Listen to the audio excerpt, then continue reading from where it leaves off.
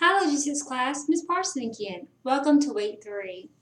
Well, you now got 2 chapters behind you, and we are going a little further in our journey. Some things that I want you to be aware of as we look at week 3, we are still focusing on the global economy, the global supply chain. So you've heard me use in week 1 and 2 the global economy. Now we're talking about the global supply chain, which can entail a few different things to think about as we go along. Now, the main thing I want you to realize that now that we're in week 3, we're going to be going into some different mindsets and things that we need to think about. So, again, with global economy, now we're thinking about global supply chain. So, the objectives for this week, as I took my notes, describe the complexity of a company's global supply chain network and understand what questions need to be addressed for the supply chain to be competitive. Second, understand the 3 major phases of globalization and understand the underlying economic and political forces that drive each phase, and appreciate the complexity and magnitude of the operations of successful global companies and why global expansion is important to their growth and financial viability. And then explain how technology and service specialists can help companies, especially small to medium-sized firms, penetrate the global marketplace and contribute to their competitive success. Then, appreciate the importance and contributions of the trading countries in the United States and how they support our global prosperity. Understand the complexity of global markets and how competitive strategy can help mitigate complexity. Explain the need for global security measures and the flexibility necessary to ensure that such security measures do not impede trade, but rather enhance the flow of goods and services. And then finally, discuss global transportation options and strategic intermediaries and their role in global supply chains. So now that that new term is in your mind, we're going to talk about what that entails. First of all, globalization is something that we identified way back in Introduction to Supply Chain Management. If you take any kind of Introduction to Business course, you will also see that term floated throughout the chapters. First of all, globalization is one of, if it's not the leading factors, external factors that drive the change of the economic landscape for not only for-profit companies, but even companies that are not for profit. Think about this, a figure that I found. The value of trade between the United States and China has grown from $366 billion. Now get this, $366 billion back in 2009 to $457 billion in 2010. That's a 25% increase over a year's time. Kind of staggering, isn't it? And this is indicative of the importance of global trade flows in the world economy, and in particular to our United States economy. Now, as we think about that, I know you all have heard of the World Trade Organization, not the World Trade Centers, but the World Trade Organization, or WTO. In this chapter, you're going to get a little more acquainted with what it does and what it is and why it's so very important to our global economy. When you think about the development and the growth of large multinational corporations, has really moved world towards the globalization. It really has. It's brought that in. And sometimes these are the companies that, the ones that initially asked the following global questions that we first posed in Chapter 1. So if you read Chapter 1 of your text, you've seen several questions. And I'm going to read them out to you so you can go back through your book and just kind of read back through them and kind of see what I'm talking about. Where in the world should we procure or purchase raw materials, semi-finished materials, components, services, etc.? Or where in the world should we locate plants and supporting facilities to produce products and services to meet customer demand? Where in the world should we market all our products or services? Where in the world should we store and distribute our products and services?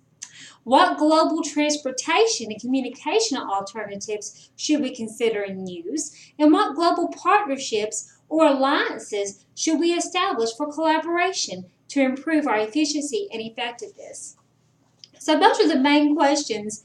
The where in the world should we do all these things? And of course, I hope after you read over these chapters, you can answer those in your mind just a little clearer now than you might could have when you started our course. Now, We talk about supply chains and global economy and how those are connected. But the supply chain is depicted commonly as being the boundary spanning. It encompasses a group of interrelated firms that should be focused on delivering the best price and value products. We all remember Adam Smith. If you've already taken your introduction to computer course, introduction to business course, we talked about Adam Smith. He's credited with providing the economic rationale for capitalism in his famous book, The Wealth of Nations. And I believe this is even mentioned somewhat in your microeconomics class or your macroeconomics class. If you have not taken an introduction to business yet, or macro or microeconomics yet, you will be somehow introduced to Mr. Smith in The Wealth of Nations. You might even want to do a search online to get a little bit of info about that book if you're curious. It's a very, very good book about wealth of a nation, how the economy, and he's kind of ahead of his time even in some of his thoughts and theories. All right, so it stated that the division of labor or labor specialization is limited by the extent of the market or volume of demand. An important role in logistics was to help extend the market area of countries or companies through improved efficiency to lower the landed cost in new market areas. And this logic of this rationale is even more appropriate for supply chains. So it's safe to think that supply chains and supply chain management play an important role in the global economy because it's helped to push the growth and success of companies that do supply chaining very well. Oh, there's your new term, supply chaining, but it is important to think of. That's what you do. Now, as we think about the global economy, how it helps our supply chain, we're going to look at a couple of other items. We've got to think about, first of all, global business. So global supply chain has something to do with global business. Global business, they operate 24/7 across the oceans, across boundaries. We've got the World Wide Web, so therefore we can see just how much this really affects us in the global supply chain. And then we got to think about the global market and the global strategies. So your marketing strategies change when you start dealing with it across the globe. So what works in the United States might not work well in China. So therefore, you have to rethink your marketing strategy and how to reach across the oceans. Sometimes when you're thinking about this from customer service, global markets and strategy, there's 4 important characteristics you've got to consider. First of all, companies want to standardize to reduce complexity, but they recognize that the global markets need some customization. Second, global competition reduces the product life cycle, as previously mentioned, since products can be copied or re-engineered quickly by competitors. Third, traditional organizational structures and related business models frequently change as companies get more involved in outsourcing, manufacturing, and in some logistical activities such as transportation, warehousing, and order fulfillment. And fourth, globalization introduces more volatility. It is more likely that supply chains will experience challenges with weather, terrorism strikes, etc. Hurricanes, droughts, even acts of terrorism, as 911 has showed us. Supply chain security is a balancing act because, again, like just those, those factors I just mentioned. You've got with the events of 9/11, planes can be hijacked, loads can be hijacked.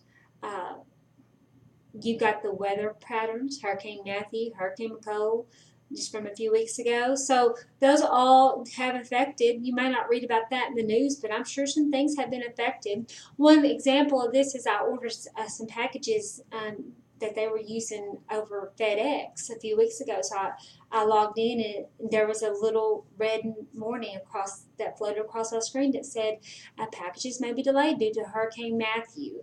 And so that was kind of, something that is very apparent and how that has affected the supply chain. So my package probably ended up getting to me about 2 or 3 days later, which is not bad, but 2 or 3 days later than originally probably if we hadn't had the issues with the hurricane. All right, so now we talk about global trade and electronic filing of cargo information. That can actually help, clear border clearance. There is, if you watch movies or truckers in real life, and I know a few, Sometimes when they try to bring a load across state lines and state borders, they might get stopped because they didn't clear. Now, if you're in the airport or the such, sometimes you might not be able to get through customs because you're not cleared. So that's the same thing with items. Now, we're going to look at a couple of things called the Customs Trade Partnership Against Terrorism, the CTPAT, was established under the direction of the U.S. Department of Homeland Security in November of 2001. And the Customs and Borders Protection Agency has responsibility of the traditional role of the U.S. Customs Service. And so they prevent illegal entry of people and drugs, protecting agriculture from harmful pests and diseases, but they also protect the intellectual property of businesses collecting import duties. They also talk about the ports, and so thousands of containers go through ports all around the U.S. seaports. There's over like $200 trillion or $2 trillion in trade value per year that passes through U.S. ports, and over $18 billion in collected in industry and fee taxes. And the ports are for more than just trade through the cruise industry, but they make extensive use of several of these ports. And the busiest ones in the U.S., you probably guessed it, is Miami, Fort Lauderdale, and Port Canaveral. Now we're into the North American Free Trade Agreement. You guys probably are familiar with that. Growing up as a teenager in the 90s on the news, that was a lot that went on during the Clinton administration with the North American Free Trade Agreement, even into the Bush years. The North American Free Trade Agreement was signed by the leaders of Canada and United States and Mexico in '93, and it was ratified by Congress back in early parts of 1994. And NAFTA establishes free trade between the three countries and provides the way the agreement is to be interpreted. Go onto the internet and visit the NAFTA website and see what the latest information is there about regarding free trade.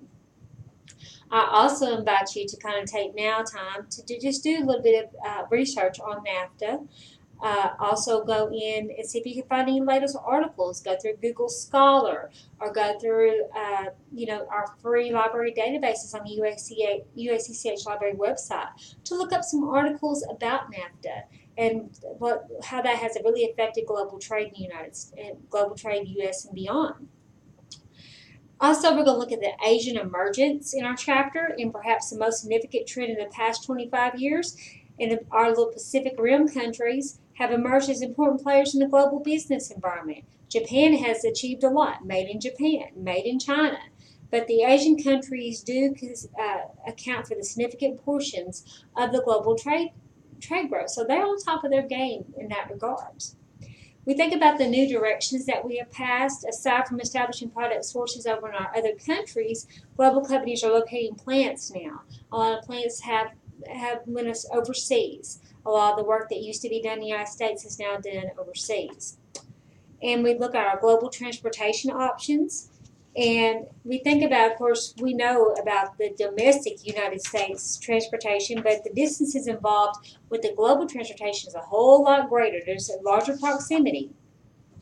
We think about the ocean, the air, the motor, and the rail. Those are 4 transportation avenues that are going to be discussed in depth in the transportation course that's going to be offered in the later part of the spring semester, the second 8-week course of spring semester. Transportation is an exciting course because I talk more than just truck driving. Supply chain management, though our items, our products are carried through the interstates on the big freight liners. But there's more than that. You've got the ocean, you've got the airways, and you've got your motor carriers, of course, the trucks, as well as other motorized carriers, and you've got your railroad. So when you sit at the railroad tracks anymore, you probably won't think that this train is making me late for work. What's this train carrying? I wonder if it's going to be any of the products I'm ever going to need. So think about that. That's what I think about. People think that that's very strange.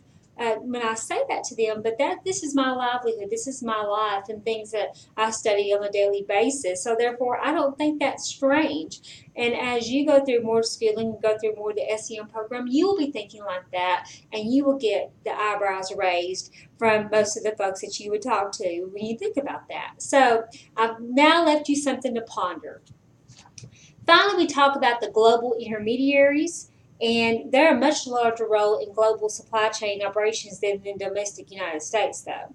We got our foreign freight forwarders, and they employ individuals who are knowledgeable in all sides, aspects of international shipping. We got air freight forwarders, non-vessel operating common carriers. They consolidate and dispense shipments, typically less than full container loads that are bound to inland points. Export management companies, export trading companies, customs house brokers, and they oversee the movement of goods through customs.